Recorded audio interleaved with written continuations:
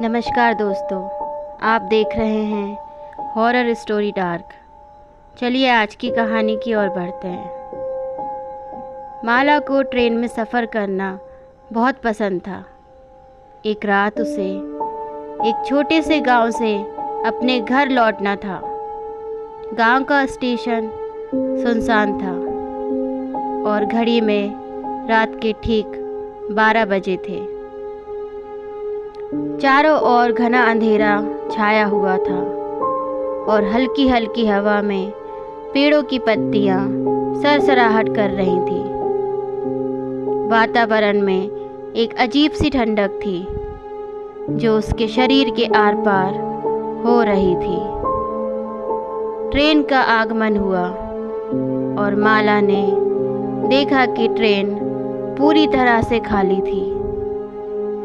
पहले तो उसे अजीब लगा, लेकिन उसने सोचा कि शायद देर रात होने के कारण यात्री कम होंगे। वह धीरे धीरे ट्रेन में चढ़ी और अपनी बोगी की ओर बढ़ी। जैसे ही उसने बोगी का दरवाज़ा खोला, तभी उसे तीव्र सर्द हवा का झोंका महसूस हुआ। अजीब बात यह थी कि वह दरवाज़ा खुद ब खुद खुला था, बिना किसी आवाज़ के, जैसे कोई उसका इंतज़ार कर रहा हो। माला ने अपनी सीट पर बैठने के लिए कदम बढ़ाया। तभी उसकी नज़र सामने की सीट पर बैठे एक व्यक्ति पर पड़ी। वह व्यक्ति सिर झुकाए बैठा था। उसका चेहरा पूरी तरह से बालों से ढका हुआ था। माला ने कुछ संकोच के साथ कहा, क्या यह सीट खाली है? लेकिन उस व्यक्ति ने कोई जवाब नहीं दिया, ना ही कोई हलचल की। उसके शरीर से एक भयानक ठंडक महसूस हो रही थी जो सामान्य नहीं लग रही थी। माला को एक अजीब सा डर महसूस हुआ। वह दूसरी खाली सीट पर बैठ गई और अपने बैग से किताब निकालने लगी, लेकिन उसकी उंगलियां ठंड के कारण कांप रही थी। उसने खिड़की से बाहर देखा तो ट्रेन की रफ्तार बढ़ने लगी थी। अचानक ट्रेन के अंदर की लाइटें जलने बुझने लगी। माला का दिल जोर जोर से धड़कने लगा। वह उस अजनबी की ओर देखने लगी, लेकिन अब वह सीट खाली थी। माला ने इधर उधर देखा, लेकिन वह व्यक्ति कहीं नहीं था। ऐसा लगा जैसे वह हवा में गायब हो गया हो। तभी एक अजीब सी गंध पूरे डिब्बे में फैलने लगी, जैसे किसी ने बहुत सालों से बंद कमरे को अचानक खोल दिया हो। माला ने नाक बंद कर ली, लेकिन वह गंध उसकी सांसों में समा गई। उसका सिर घूमने लगा और उसे चक्कर आने लगे।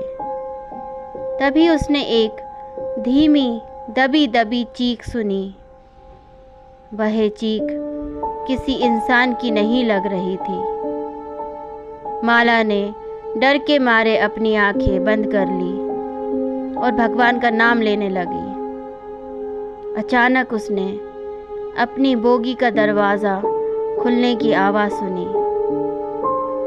उसने धीमे से आंखें खोली और देखा कि एक लोको पायलट की वर्दी पहने व्यक्ति उसके सामने खड़ा था, लेकिन उसका चेहरा पूरा काला था।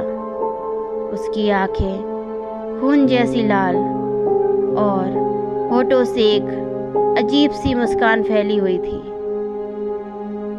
उसकी मौजूदगी से माला के पूरे शरीर में सिरहन दौड़ पड़ी। उस व्यक्ति ने धीरे धीरे माला की ओर हाथ बढ़ाया और कहने लगा, तुम्हें पता है, इस ट्रेन में सवार होना आसान है, लेकिन यहाँ से उतर पाना असंभव। उसकी आवाज़ इतनी ठंडी और भयानक थी कि माला का शरीर सुन्न पड़ गया। उसने उठने की कोशिश की, लेकिन उसके पैर जैसे ज़मीन से चिपक गए थे। वह व्यक्ति माला के और करीब आया और बोला, यह ट्रेन उस रात की ट्रेन है जब मैं मारा गया था। हर साल यह ट्रेन उन यात्रियों को अपने साथ ले जाती है जो इस स्टेशन पर गलती से चढ़ जाते हैं, और आज तुम्हारी बारी है। यह कहकर उसने माला की गर्दन पर हाथ रख दिया। माला की सांसें थमने लगी। उसकी आंखें खुली की खुली रह गई। वह चीखना चाहती थी, लेकिन उसकी आवाज़ जैसे गले में ही घुट गई थी। अचानक ट्रेन की रफ्तार बेतहाशा बढ़ने लगी। खिड़कियों के बाहर एक गहरा काला जंगल दौड़ने लगा। ट्रेन के अंदर की लाइट्स एक एक कर बंद होने लगी। माला ने देखा कि डिब्बे के कोनों से काले धुएं की आकृतियां उभरने लगी, जो धीरे धीरे इंसानों के आकार लेने लगी। उन आकृतियों के मुंह से खून की धारा बह रही थी और उनकी आंखें माला को घूर रही थी। माला को महसूस हुआ कि ट्रेन के अंदर की सारी ऊर्जा जैसे उसके शरीर से खींची जा रही थी। वह धीरे धीरे बेहोश होने लगी। उसकी आंखों के सामने सब कुछ धुंधला पड़ने लगा। आखिरी चीज जो उसने देखी वह था लोको पायलट का खौफनाक चेहरा, जो एक भयानक हंसी हंस रहा था। सुबह जब स्टेशन पर लोग इकट्ठा हुए तो उन्हें ट्रेन की एक बोगी में माला बेहोश पड़ी मिली। उसकी हालत बहुत बुरी थी, जैसे उसने पूरी रात किसी बुरे सपने में बिताई हो। उसकी नब्ज़ बहुत धीमी थी और उसकी आंखें खुली थी, लेकिन उसमें जीवन का कोई चिन्ह नहीं था। डॉक्टरों ने उसे अस्पताल में भर्ती कराया, लेकिन वह कभी होश में नहीं आ सकी। कुछ दिनों बाद जब माला की मौत हो गई तो गांव के लोग इस घटना को एक अजीब संयोग मानकर भूल गए। लेकिन कई सालों बाद भी हर साल उसी रात उस स्टेशन पर एक अजीब सी ट्रेन आती है।